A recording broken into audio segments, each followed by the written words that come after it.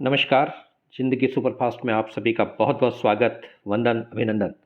तो सुनते हैं मुंशी प्रेमचंद जी की कहानी नरक का मार्ग। रात भक्तमाल पढ़ते पढ़ते न जाने कब नींद आ गई। कैसे कैसे महात्मा थे जिनके लिए भगवत प्रेम ही सब कुछ था, इसी में मग्न रहते थे। ऐसी भक्ति बड़ी तपस्या से मिलती है, क्या मैं वह तपस्या नहीं कर सकती? इस जीवन में और कौन सा सुख रखा है? आभूषणों से जिसे प्रेम हो वह जाने। यहाँ तो इनको देखकर आंखें फूटती हैं। धन दौलत पर जो प्राण देता हो वह जाने। यहाँ तो इसका नाम सुनकर ज्वर सा चढ़ आता है। कल पगली सुशीला ने कितनी उमंगों से मेरा श्रृंगार किया था, कितने प्रेम से बालों में फूल गूंथे थे, कितना मना करती रही, न मानी। आखिर वही हुआ जिसका मुझे भय था। जितनी देर उसके साथ हंसी थी, उससे कहीं ज़्यादा रोई। संसार में ऐसी भी कोई स्त्री है जिसका पति उसका श्रृंगार देखकर सिर से पांव तक जल उठे? कौन ऐसी स्त्री है जो अपने पति के मुंह से ये शब्द सुने, तुम मेरा परलोक बिगाड़ोगी और कुछ नहीं, तुम्हारे रंग ढंग कह देते हैं, और उसका दिल विष खा लेने को चाहे। भगवान, संसार में ऐसे भी मनुष्य हैं। आखिर में नीचे चली गई और भक्तमाल पढ़ने लगी।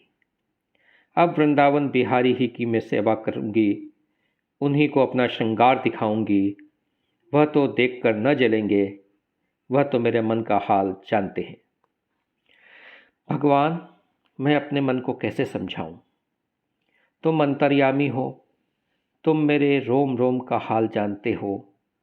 मैं चाहती हूँ कि उन्हें अपना इष्ट समझूं, उनके चरणों की सेवा करूं, उनके इशारे पर चलूं। उन्हें मेरी किसी बात से, किसी व्यवहार से नाम मात्र भी दुख न हो। वह निर्दोष हैं। जो कुछ मेरे भाग्य में था वह हुआ। न उनका दोष है, न माता पिता का। सारा दोष मेरे नसीबों का ही है। लेकिन यह सब जानते हुए भी जब उन्हें आते देखती हूँ तो मेरा दिल बैठ जाता है। मुंह पर मुर्दनी सी छा जाती है, सिर भारी हो जाता है। जी चाहता है उनकी सूरत न देखूं। बात तक करने को जी नहीं चाहता। कदाचित शत्रु को भी देखकर किसी का मन इतना क्लांत न होता होगा। उनके आने के समय दिल में धड़कन सी होने लगती है। 2-1 दिन के लिए कहीं चले जाते हैं तो दिल पर से एक बोझ सा उठ जाता है।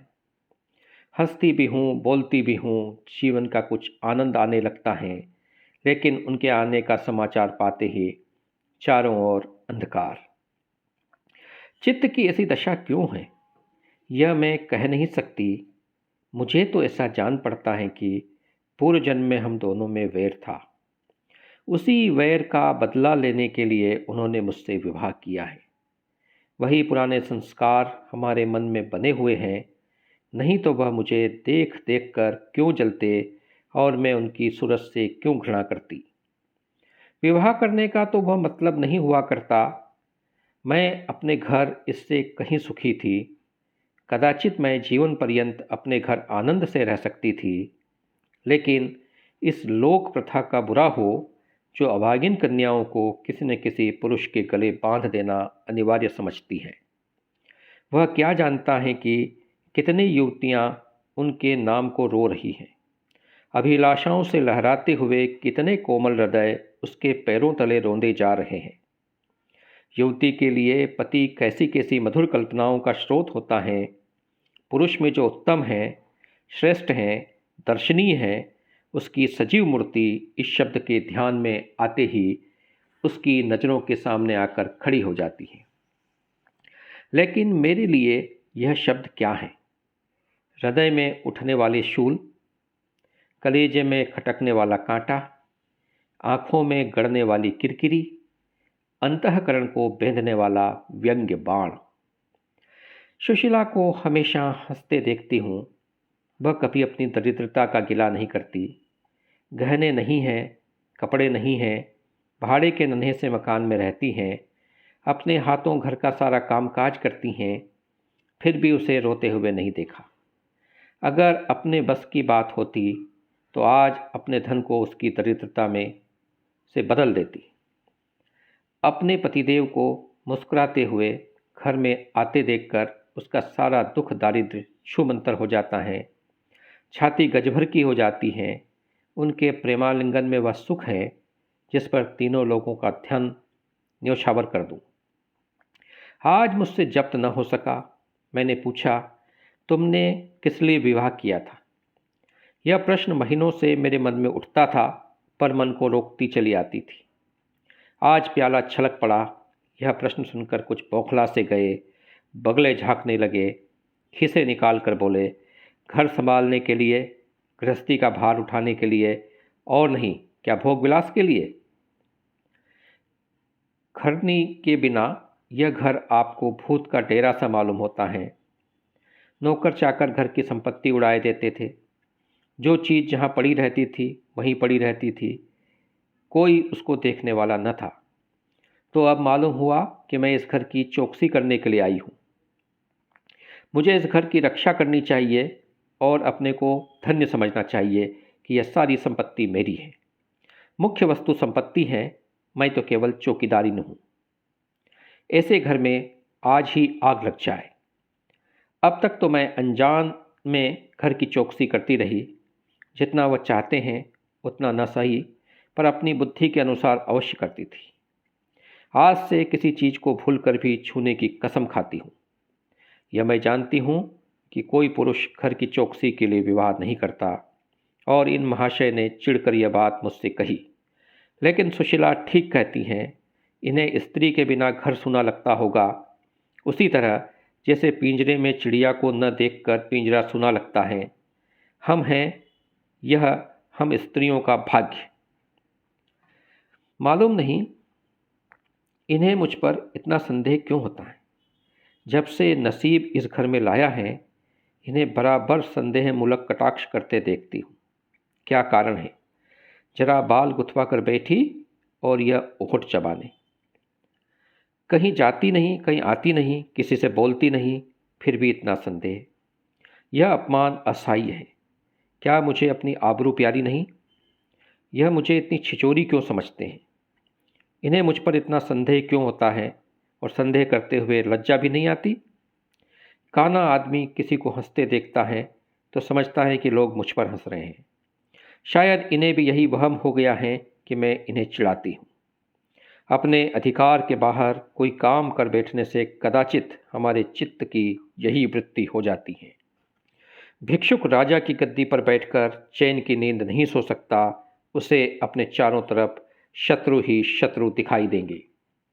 मैं समझती हूँ सभी शादी करने वाले बुढ़ों का यही हाल है। आज सुशीला के कहने से मैं ठाकुर की झांकी देखने जा रही थी। अब यह साधारण बुद्धि का आदमी भी समझ सकता है कि फूहड़ बहू बनकर बाहर निकलना अपनी हंसी उड़ाना है, लेकिन आप उस वक्त न जाने किधर से टपक पड़े और मेरी ओर तिरस्कारपूर्ण नेत्रों से देखकर बोले, कहाँ की तैयारी है? मैंने कह दिया, जरा ठाकुर जी की झांकी देखने जाती हूँ। इतना सुनते ही त्योरियां चढ़ाकर बोले, तुम्हारे जाने की क्या ज़रूरत है?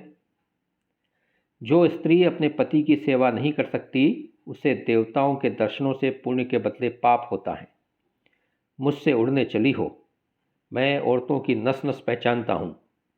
ऐसा क्रोध आया कि बस अब क्या कहूँ। उसी दम कपड़े बदल डाले और प्रण कर लिया कि अब कभी दर्शन करने न जाऊंगी। इस आश्वास का भी कुछ ठिकाना है? न जाने क्या सोचकर रुक गई। उनकी बात का जवाब तो यही था कि उसी क्षण घर से चल खड़ी होती, फिर देखती मेरा क्या कर लेते। इन्हें मेरे उदास और विमन रहने पर भी आश्चर्य होता है। मुझे मन में कृतज्ञ समझते हैं। अपनी समझ में इन्होंने मेरे साथ विवाह करके शायद मुझ पर बड़ा एहसान किया है। इतनी बड़ी जायदाद और इतनी विशाल संपत्ति की स्वामिनी होकर मुझे फूले न समाना चाहिए था। आठों पहर इनका यशगान करते रहना चाहिए था। मैं यह सब कुछ न करके उल्टे और मुंह लटकाए रहती हूँ। कभी कभी मुझे बेचारे पर दया आती है। यह नहीं समझते कि नारी जीवन में कोई ऐसी वस्तु भी है जिसे खोकर उसकी आंखों में स्वर्ग भी नरक तुल्य हो जाता है। 3 दिन से बीमार है। डॉक्टर कहते हैं बचने की कोई आशा नहीं, निमोनिया हो गया है, पर मुझे न जाने क्यों इसका गम नहीं है। मैं इतनी वज्र हृदया कभी न थी, न जाने वह मेरी कोमलता कहाँ चली गई। किसी बीमार की सूरत देखकर मेरा हृदय करुणा से चंचल हो जाता था। मैं किसी का रोना नहीं सुन सकती थी। वही मैं हूँ कि आज 3 दिन से उन्हें अपने बगल के कमरे में पड़े कराहते सुनती हूँ और एक बार भी उन्हें देखने न गई। आँख में आंसू आने का जिक्र ही क्या। मुझे ऐसा मालूम होता है इनसे मेरा कोई नाता ही नहीं है। मुझे चाहे कोई पिशाचिनी कहे, चाहे उल्टा, पर मुझे तो यह कहने में लेश मात्र भी संकोच नहीं है कि इनकी बीमारी से मुझे एक प्रकार का ईर्ष्यामय आनंद आ रहा है। इन्होंने मुझे यहाँ कारावास दे रखा था। मैं इसे विवाह का पवित्र नाम नहीं देना चाहती, यह कारावास ही है। मैं इतनी उदार नहीं हूँ कि जिसने मुझे कैद में डाल रखा हो उसकी पूजा करूँ, जो मुझे लात से मारे उसके पैरों को चूमूं। मुझे तो मालूम हो रहा है ईश्वर इन्हें इस पाप का दंड दे रहे हैं।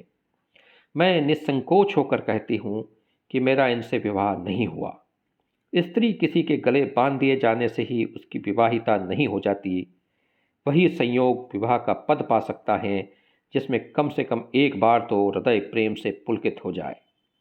सुनती हूँ महाशय अपने कमरे में पड़े पड़े मुझे कोसा करते हैं, अपनी बीमारी का सारा बुखार मुझ पर निकालते हैं, लेकिन यहाँ इसकी परवाह नहीं है। जिसका जी चाहे जायदाद ले, धन ले, मुझे इसकी ज़रूरत नहीं है। आज 3 महीने हुए मैं विधवा हो गई। कम से कम लोग यही कहते हैं। जिसका जो जी चाहे कहे, पर मैं अपने को जो कुछ समझती हूँ वही समझती हूँ। मैंने चूड़ियाँ नहीं तोड़ी, क्यों तोड़ूं? मांग में सिंदूर पहले भी न डालती थी, अब भी नहीं डालती। बूढ़े बाबा का क्रियाकर्म उनके सुपुत्र ने किया, मैं पास न फटकी। घर में मुझ पर मनमानी आलोचनाएं होती रही। कोई मेरे गूंथे हुए बाल को देखकर नाक सिकोड़ता है, कोई मेरे आभूषणों पर आंखें मटकाता है। यहाँ इसकी चिंता नहीं। उन्हें चिढ़ाने को मैं भी रंग बिरंगी साड़ियाँ पहनती हूँ और भी बनती संवरती हूँ। मुझे जरा भी दुख नहीं है। मैं तो कैद से छूट गई। इधर कई दिन बाद सुशीला के घर गई। छोटा सा मकान है, कोई सजावट न सामान, चारपाइयाँ तक नहीं, पर सुशीला कितने आनंद से रहती हैं। उसका उल्लास देखकर मेरे मन में भी भांति भांति की कल्पनाएं उठने लगती हैं। उन्हें कुत्सित क्यों कहूँ, जब मेरा मन उन्हें कुत्सित नहीं समझता। इनके जीवन में कितना उत्साह है। आंखें मुस्कुराती रहती हैं, ओठों पर मधुर हास्य खेलता रहता है, बातों में प्रेम का स्रोत बहता हुआ जान पड़ता है। इस आनंद से चाहे वह कितना ही क्षणिक हो, जीवन सफल हो जाता है। फिर उसे कोई भूल नहीं सकता। उसकी स्मृति अंत तक के लिए काफ़ी हो जाती है। इस मिज़राब की चोट हृदय के तारों को अंतकाल तक मधुर स्वरों में कंपित रख सकती है। एक दिन मैंने सुशीला से कहा, अगर तेरे पतिदेव कहीं परदेश चली जाए तो तू रोते रोते मर जाएगी। सुशीला गंभीर भाव से बोली, नहीं बहन, मरूंगी नहीं। उनकी याद मुझे सदैव प्रफुल्लित करती होगी, चाहे उन्हें परदेश में बरसों लग जाए। मैं यही प्रेम चाहती हूँ। इसी चोट के लिए मेरा मन तड़पता रहता है। मैं भी ऐसी ही स्मृति चाहती हूँ, जिससे दिल के तार सदैव बजते रहें, जिसका नशा नित्य छाया रहे। रात रोते रोते हिचकियाँ बंध गई। न जाने क्यों दिल भर आता था। अपना जीवन सामने एक बिहड़ मैदान की भांति फैला हुआ मालूम होता था, जहाँ बगुलों के सिवा हरियाली का नाम नहीं। घर फाड़े खाता था। चित्त ऐसा चंचल हो रहा था कि कहीं उड़ जाऊं। आजकल भक्ति के ग्रंथों की ओर ताकने को जी नहीं चाहता। कहीं सैर करने जाने की भी इच्छा नहीं होती। क्या चाहती हूँ मैं स्वयं नहीं जानती, लेकिन मैं जो नहीं जानती वह मेरा एक एक रोम जानता है। मैं अपनी भावनाओं की सजीव मूर्ति हूँ। मेरा एक एक अंग मेरी आंतरिक वेदना का आर्तनाद हो रहा है। मेरे चित्त की चंचलता उस अंतिम दशा को पहुँच गई है जब मनुष्य को निंदा की न लज्जा रहती है और न भय। जिन लोभी स्वार्थी माता पिता ने मुझे कुएं में ढकेला, जिस पाषाण हृदय ने मेरी मांग में सिंदूर डालने का स्वांग किया, उनके प्रति मेरे मन में बार बार दुष्कामनाएं उठती हैं। मैं उन्हें लज्जित करना चाहती हूँ। मैं अपने मुंह में कालिख लगाकर उनके मुंह में कालिख लगाना चाहती हूँ। मैं अपने प्राण देकर उन्हें प्राण दंड दिलाना चाहती हूँ। मेरा नारित्व लुप्त हो गया है। मेरे हृदय में प्रचंड ज्वाला उठी हुई है। घर के सारे आदमी सो रहे हैं। मैं चुपके से नीचे उतरी, द्वार खोला और घर से निकली, जैसे कोई प्राणी गर्मी से व्याकुल होकर घर से निकले और किसी खुली हुई जगह की ओर दौड़े। उस मकान में मेरा दम घुट रहा था। सड़क पर सन्नाटा था, दुकानें बंद हो चुकी थी। सहसा एक बुढ़िया आती हुई दिखाई दी। मैं डरी कि कहीं चुड़ैल न हो। बुढ़िया ने मेरे समीप आकर मुझे सिर से पांव तक देखा और बोली, किसकी राह देख रही हो? मैंने चिढ़कर कहा, मौत की। बुढ़िया, तुम्हारे नसीब में तो अभी जिंदगी के बड़े बड़े सुख भोगने लिखे हैं। अंधेरी रात गुजर गई, आसमान पर सुबह की रोशनी नजर आ रही है। मैंने हंसकर कहा, अंधेरे में भी तुम्हारी आंखें इतनी तेज हैं कि नसीबों का लिखा पढ़ लेती हो। बुढ़िया बोली, आंखें तो नहीं पढ़ती पर अक्ल पढ़ लेती है। धूप से चूड़े नहीं सफ़ेद हुए हैं। तुम्हारे बुरे दिन गए और अच्छे दिन आने वाले। हंसो मत बेटा, यही काम करते इतनी उम्र गुजर गई है। उसी बुढ़िया की बदौलत जो नदी में कूदने जा रही थी, वो आज फूलों की सेज पर सो रही है। जो जहर का प्याला पीने को तैयार थी, वे आज दूध की कुल्लियाँ कर रही है। इसलिए इतनी रात गए निकलती हूँ कि अपने हाथों किसी अभागिन का उद्धार हो सके तो करूँ। किसी से कुछ नहीं मांगती। भगवान का दिया सब कुछ घर में है। केवल यही इच्छा है कि अपने से जहाँ तक हो सके दूसरों का उपकार करूँ। जिन्हें धन की इच्छा है उन्हें धन, जिन्हें संतान की इच्छा है उन्हें संतान। बस और क्या कहूँ। वह मंत्र बता देती हूँ कि जिसकी जो इच्छा है वह पूरी हो जाए। मैंने कहा, मुझे न धन चाहिए न संतान। मेरी मनोकामना तुम्हारे बस की बात नहीं। बुढ़िया हंसी और बोली, बेटी, जो तुम चाहती हो वह मैं जानती हूँ। तुम वह चीज़ चाहती हो जो संसार में होते हुए स्वर्ग की है, जो देवताओं के वरदान से भी ज़्यादा आनंदप्रद है, जो आकाश कुसुम है, कूलर का फूल है और अमावस का चांद है। लेकिन मेरे मंत्र में वही शक्ति है जो भाग्य को भी संवार सकती है।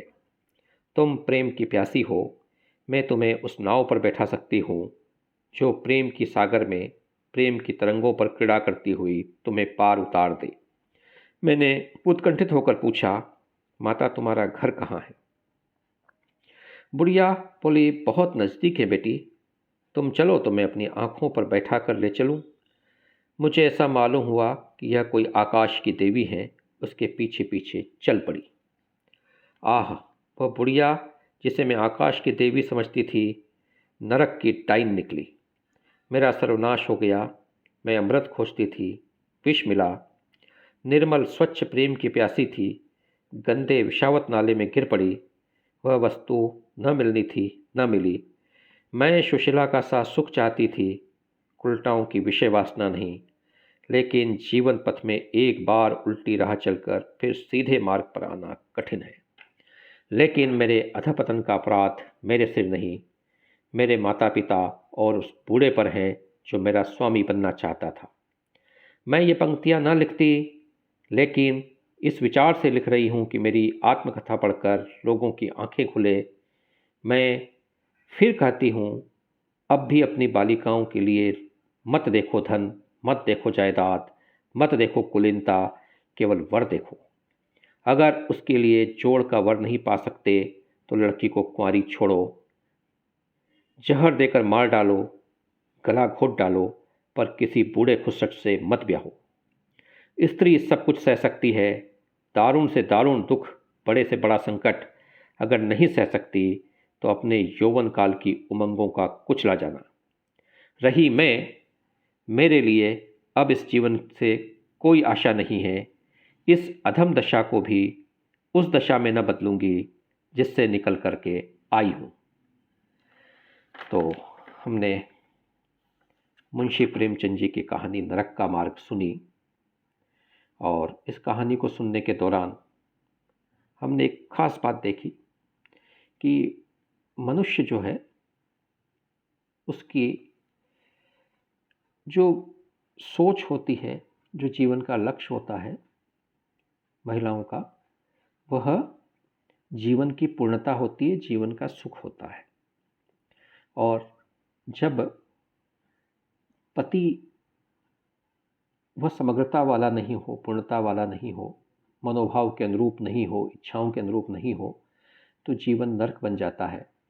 और फिर वह लड़की, बालिका, देवी, महिला, जो भी कह दें, वह जिस मार्ग पर चल पड़ती है उसे संसार, समाज कोई भी बुरा मार्ग कहे या नरक का मार्ग कहे, तब भी उससे कोई फर्क नहीं पड़ता, क्योंकि यह कटु सत्य तो नहीं बदल सकता कि उसे उस नरक के मार्ग पर छोड़ने वाले, भेजने वाले, डालने वाला यही समाज है, उसके माता पिता है, उसका वह पति जो योग्य न होकर के भी अपनी संपत्ति, अकूत संपत्ति के बल पर युवा लड़कियों से विवाह कर लेता है। तो यह एक प्रकार का जो बूढ़े लोगों का जो विवाह होता था, बड़े लोग जो उम्र में बहुत आयु में अधिक आयु के लोग होते थे, जब अपनों से कम उम्र की लड़की से विवाह कर लेते हैं तो उन दोनों के बीच की केमिस्ट्री कैसी होती है, उन दोनों के बीच का व्यवहार कैसा होता है, एक दूसरे के प्रति जो उनका सोच होता है वह कैसा होता है, और उसकी परिणति क्या होती है। तो इस कहानी के माध्यम से एक बहुत महत्वपूर्ण सीख मिलती है। और निश्चित रूप से जब वो कहती है लड़की कि अगर माँ बाप जो है, अगर उस लड़की को अच्छे घर में नहीं ब्याह सकते हैं, अच्छे परिवार में उसकी शादी नहीं कर सकते हैं, तो बेहतर है कि उसका अनुरूप जैसा पति चाहती है वैसा उसको न आप पति दिला पाएँ या उस लड़के विवाह न करा पाएँ, तो आप उसको मार डालो, गला घोंट डालो, है ना। तो वो इस प्रकार से कहती है कि भाई लड़का देखिए, है ना, धन मत देखिए, जायदाद मत देखिए, कुलीनता मत देखिए, केवल और केवल वर देखिए।